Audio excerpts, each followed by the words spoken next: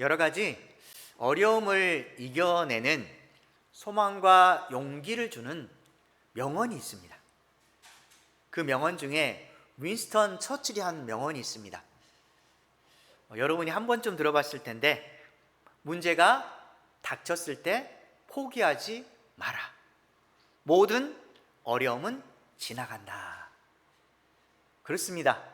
문제가 닥쳤을 때 포기하는 마음이 드는데 포기하지 마십시오. 그리고 모든 어려움은 반드시 지나가게 되어 있습니다. 오프라 윈프라는 사람도 분명히 알 것입니다. 그녀가 한 말이, 고난은 우리가 어떤 존재인지를 보여주는 기회가 된다라고 말을 하였습니다. 또 한 명 더 생각해 보면 벤자민 프랭클린이라는 사람이 있습니다. 한 번쯤 영어를 들어봤을 텐데, 이 영어 중에 No pain, no gain이란 말이 있습니다. No pain, no gain. 고통이 없으면 그렇습니다. 없는 것이 없다. 고통을 겪어내야지 반드시 우리가 얻는 것이 있다라고 말을 하는 것입니다. 이들이 말하는 공통점들이 있습니다. 고통은 피하고 싶지만 피하려고만 하지 말고 고통을 감수하면서라도 꾸준히 노력하고 이를 통해서 성취와 교훈을 얻으라는 내용을 담고 있습니다. 그렇습니다. 우리는 분명히 인생에 있어서 삶의 고통이 우리 안에 엄습해 오고 있다는 사실을 알고 있습니다. 고통을 당할 때 우리에게 있어서 중요한 그리스도인의 모습은 하나님을 기억하는 것입니다. 그리고 그분을 바라보는 것, 주님께서 원하시는 것입니다. 그래서 우리가 하나님을 기억하고 하나님을 바라볼 때 소망이 바로 하늘에 있게 된다는 사실을 우리가 알게 됩니다. 하늘에 소망을 두고 인내하면서 우리의 인생을 살아갈 때 끝까지 우리의 삶은 주님께 향하게 되는 것입니다.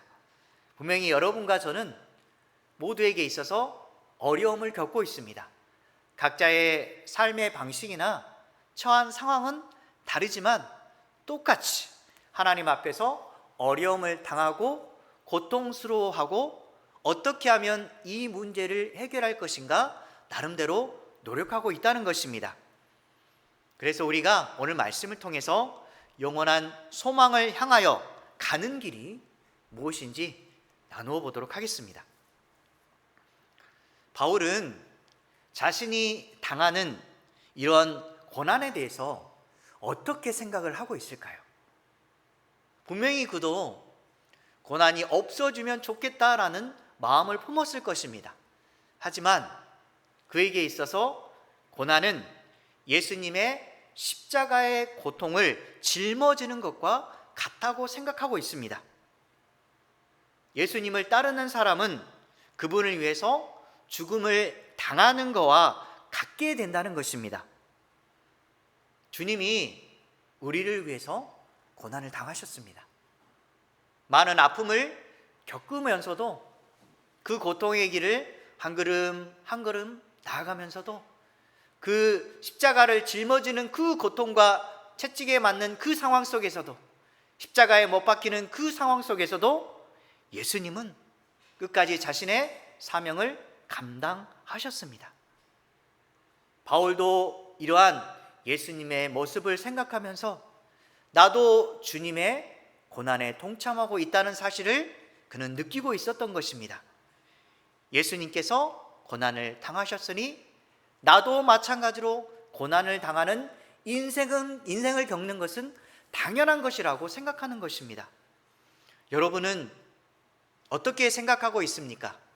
삶의 모든 방식과 이루어지는 것은 나를 위해서 행복한 길만이 열리기를 원하고 있습니까?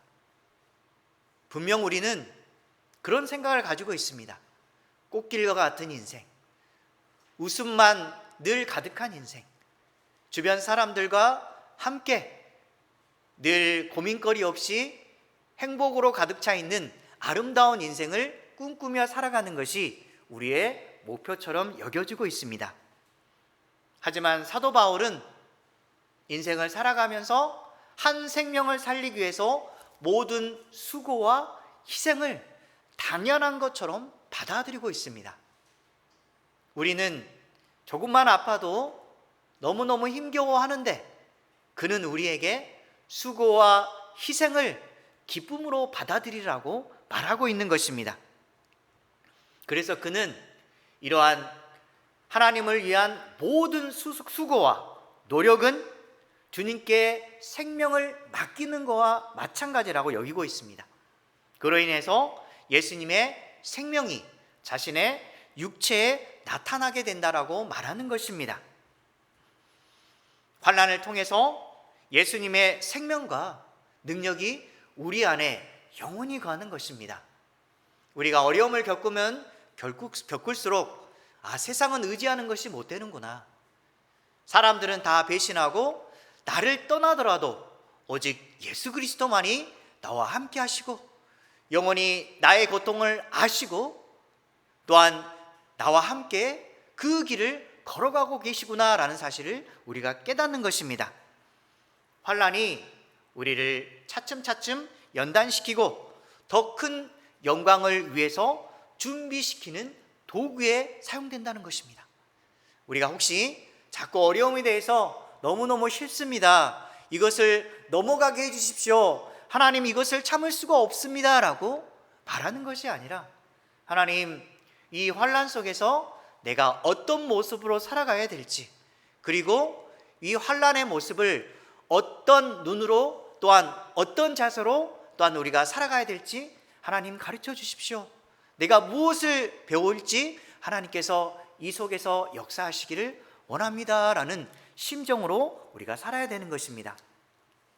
생명의 역사를 이루기 위한 수고와 아픔을 인내로 이겨내는 저와 여러분 되시기 바랍니다. 여러분들 중에 엄마인 분들이 있습니다. 엄마가 사랑하는 자녀를 낳을 때 해산의 고통을 느껴보셨을 것입니다. 그 고통은 어느 누구도 맞바꿀 수 없는 너무너무 큰 고통이었을 줄로 생각됩니다. 남자로서 저는 알 수 없지만 엄마로서는 분명히 이 고통을 느꼈을 것입니다. 사랑하는 자녀를 낳기 위해서 이 해산의 고통, 또한 자녀를 낳았을 때의 그 기쁨과 맞바꿀 수 없었을 것으로 믿습니다. 저도 마찬가지로 그 고통은 느끼지는 못했지만 자녀가 나왔을 때 그 자녀를 바라보고 처음 껴안았을 때 너무너무 큰 기쁨이었습니다. 내 자신의 눈물이 흐르면서 이렇게 한 생명이 소중한 것이구나 라는 사실을 깨닫게 됩니다. 특별히 10달 동안 품속에 사랑하는 자녀를 안에 담고서 함께 먹고 아픔을 느끼면서 살아가는 엄마의 인생, 그것은 자녀로서 너무너무 감사하고 평생 잊지 못할 은혜로 생각하시고 갚으면서 사시기 바랍니다. 엄마는 사랑하는 자녀를 위해서 죽음도 불사하는 그런 마음을 가졌습니다. 우리가 감히 어머니의 마음을 알 수가 있겠습니까? 그 마음이 바로 예수님의 마음입니다.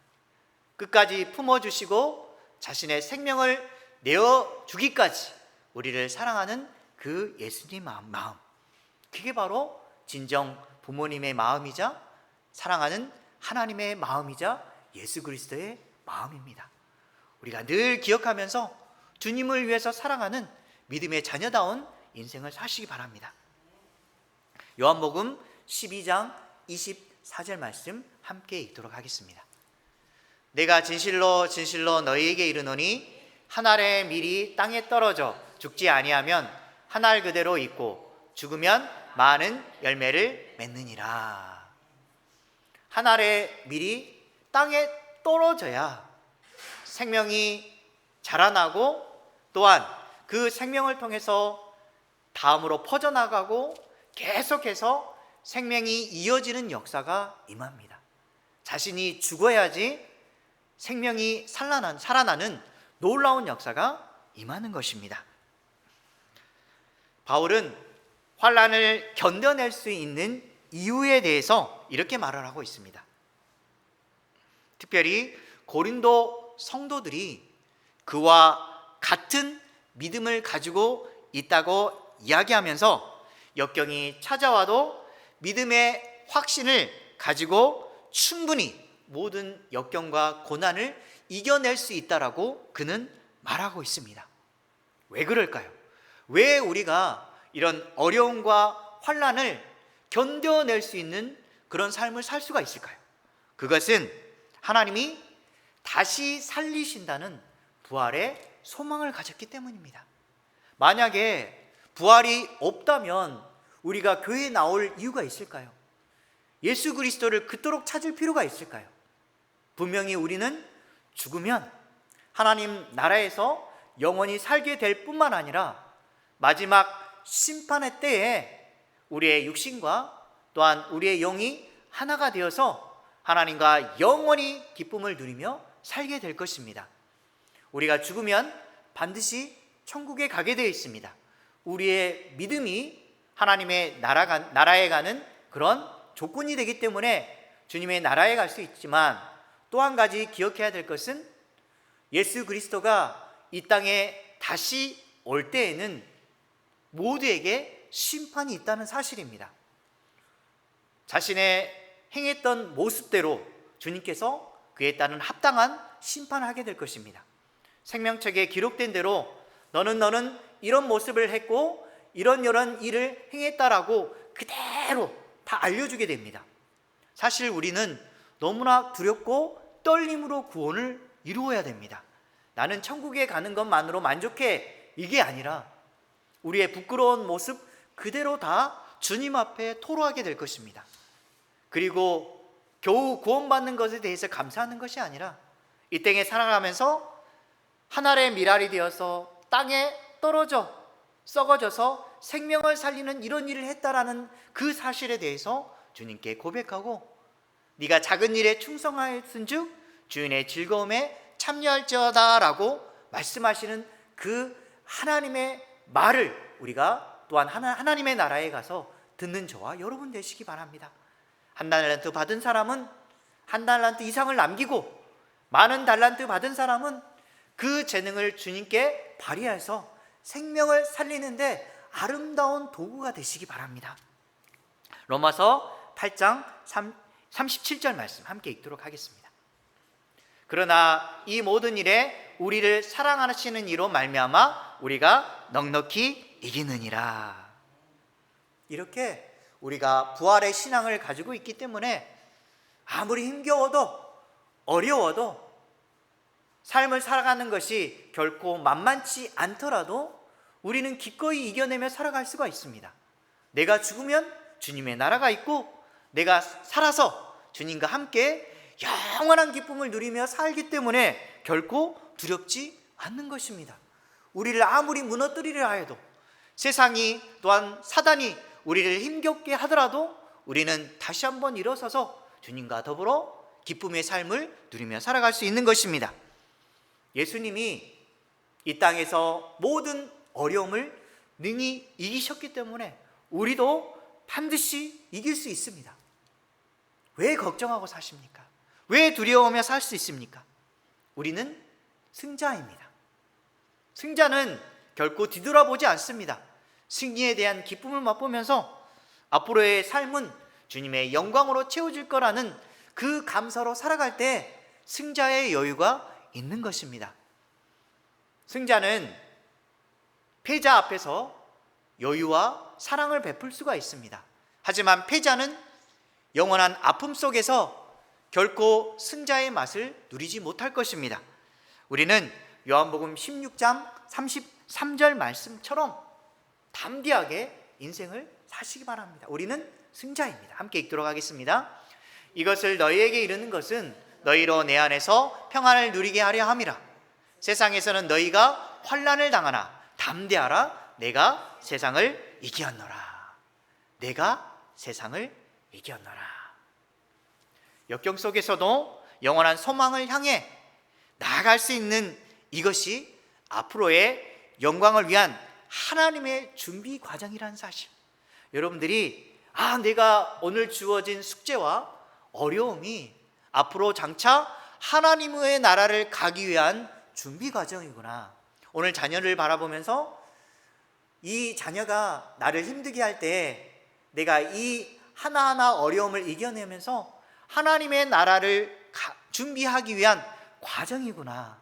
이 어려움이 승자를 향한 조건이라는 사실을 생각하면서 자녀를 바라보면서 이것이 귀한 상급이자 열매구나라고 감사하며 사시기 바랍니다.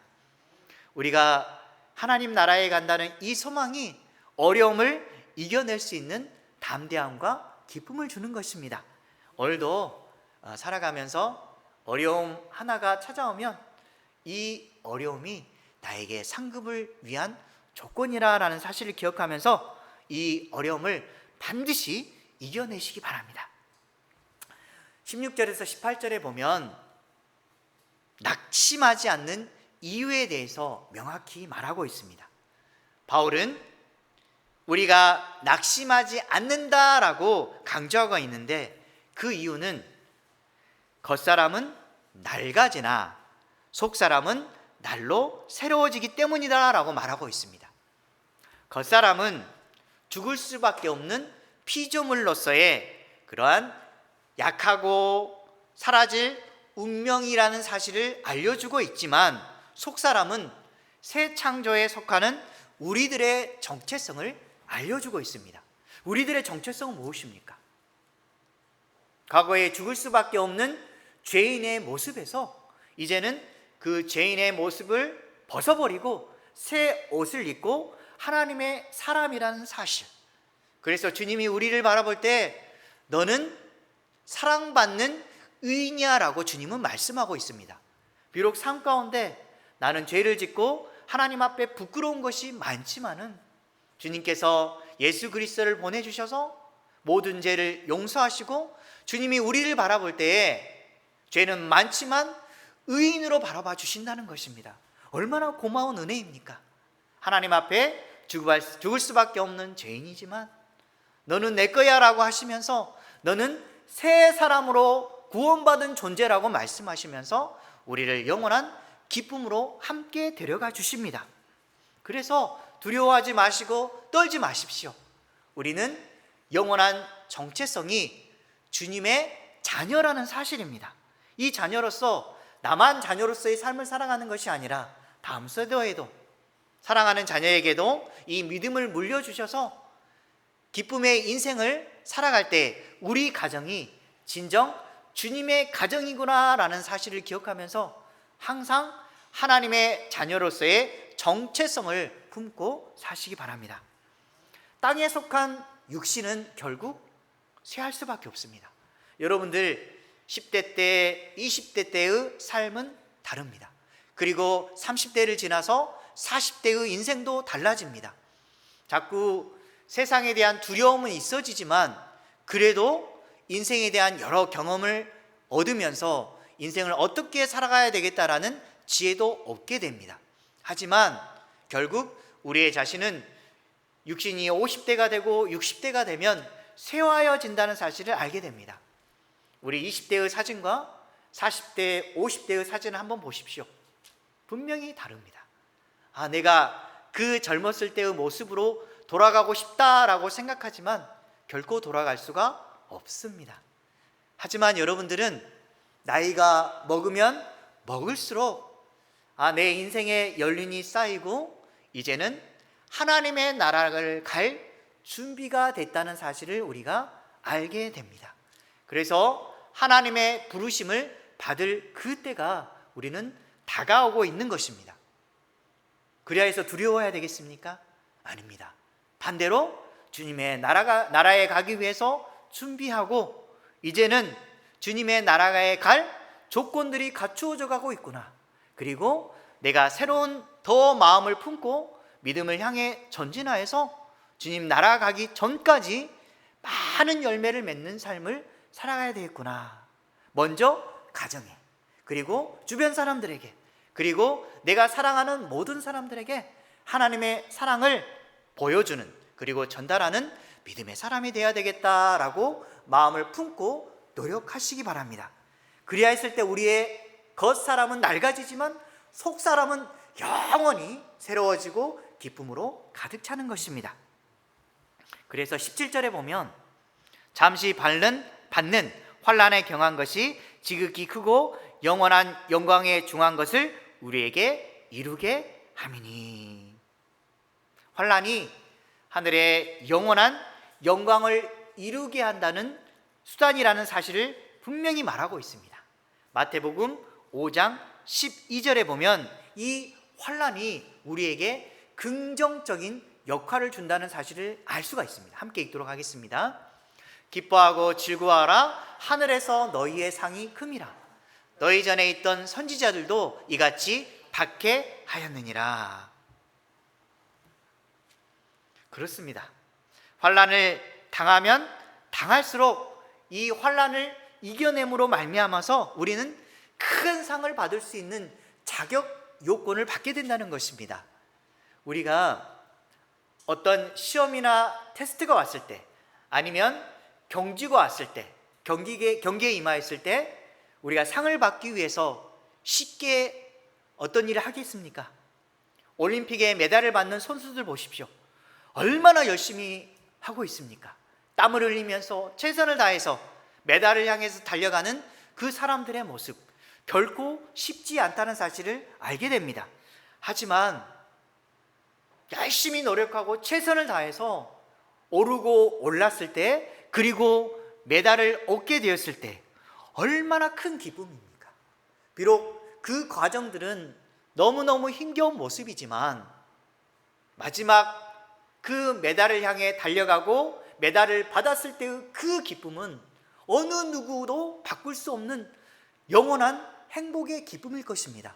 우리도 마찬가지로 우리가 경주하고 달려갈 때 피니시 라인을 통과해서 주님께서 주시는 의의 상급을 우리가 받았을 때 이것은 말로 형용할 수 없는 너무너무 최고의 선물과 같은 것으로 우리가 느끼게 될 것입니다.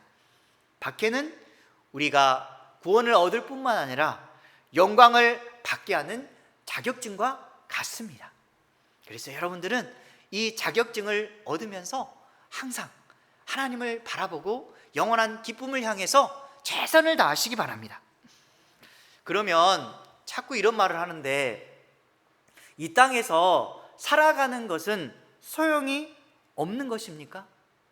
필요 없는 것이기 때문에 최선을 다하지 않고 그저 교회만 나가서 왔다 갔다 하는 그런 인생만 살라고 하나님께서 말씀하시는 것일까요? 분명히 주목해야 될 것은 당연히 보이지 않는 것, 영원한 것을 바라보라고 하시는데 우리는 이 세상에서 열심히 살아가는 것은 쓸데없는 것처럼 여겨야 될까요? 그렇지 않습니다. 분명히 하나님은 말씀하십니다. 주어진 삶과 맡겨진 역할에 대해서 최선을 다하라고 말씀하십니다. 이 땅의 모든 만족과 소망은 하나님께 두되 나에게 준 분명한 역할이 있습니다. 위치가 있습니다. 이 위치에서 최선을 다하고 또한 나에게 맡겨진 일에 대해서 감사함으로, 주님, 제가 이 일에 대해서 최선을 다해서 나아가도록 하겠습니다. 그리고 주님 마지막 순간에 메달을 얻는 기쁨처럼 열심을 다했을 때 주님의 의의 상급을 나에게 주시리라 믿습니다 라고 이 자리에서 최선을 다하고 주님의 나라에 가서 그 기쁨의 맛을 누리며 사는 것입니다.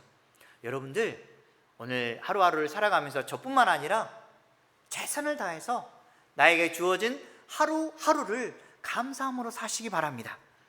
천국의 영광을 바라보고 이 땅에 하나님의 뜻을 이루기 위해서 최선을 다하는 인생, 이게 바로 주님께서 기뻐하는 인생입니다.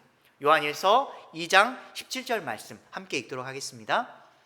이 세상도 그 정욕도 지나가되 오직 하나님의 뜻을 행하는 자는 영원히 거하느니라. 아멘. 하나님의 뜻을 행하는 자는 영원히 거합니다.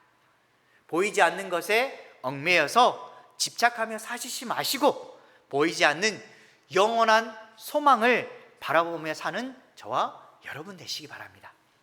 말씀을 정리하도록 하겠습니다. 죽을 것 같이 힘든 그런 상황 속에서도 믿음의 눈으로 바라보면 피할 길이 반드시 보입니다. 시간이 지나서 이 상황을 돌이켜보면 웃으면서 이야기할 수 있는 이런 상황이 될 것입니다.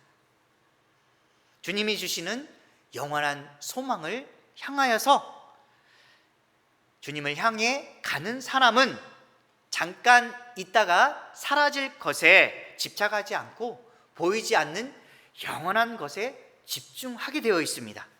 그래야 해서 현재의 고통을 훌훌 털어버리고 앞으로 일어날 그 일에 대해서 기대감을 가지면서 소망을 품고 한 걸음씩 한 걸음씩 나아가게 되어 있습니다. 생명의 역사를 이루기 위한 수고와 그러한 아픔을 인내로 견뎌내시기 바랍니다. 그리고 환난은 충분히 이겨낼 수 있음을 믿고 담대함을 가지고 맞서시기 바라고 천국의 영광을 바라보면서 이 땅에 하나님의 뜻을 이루기 위해서 저와 여러분이 최선을 다하는 인생을 사시기 바랍니다.